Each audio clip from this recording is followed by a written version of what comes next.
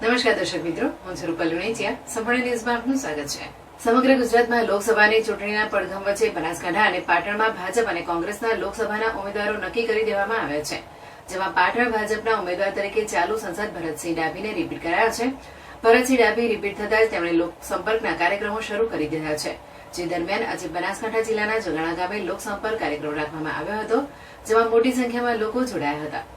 સમગ્ર દેશ સહિત ગુજરાતમાં 2024 લોકસભા ચૂંટણીનું રણસિંગો ફૂંકાઈ ચૂક્યું છે, જ્યારે ભાજપ અને કોંગ્રેસ દ્વારા પોતાના ઉમેદવારોની યાદીઓ જાહેર કરવામાં આવી રહી છે.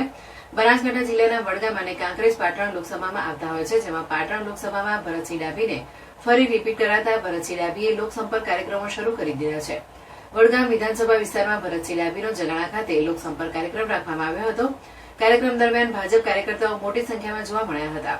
ભાજપ લોકસભાના ઉમેદવાર પોતાના મત વિસ્તારના જગાણામાં કાર્યક્રમમાં પૂર્વ કેન્દ્રીય મંત્રી હરિભાઈ ચૌધરી, તાલુકા પ્રમુખ મોતીભાઈ પાજા, સરપંચ પ્રહલાદભાઈ પરમાર, મોતીભાઈ જુઆ, ગણેશભાઈ ચૌધરી, જયેશભાઈ દવે, લાલજીભાઈ કરણ, જયેશભાઈ દવે, લાલજીભાઈ કરણ, પ્રેમજીભાઈ ધોયા, મેરુજી ધોક, ભગુભાઈ કુગશિયા જેવા ભાજપના અગ્રણીઓ જગાણા ખાતે હાજર જોવા મળ્યા હતા.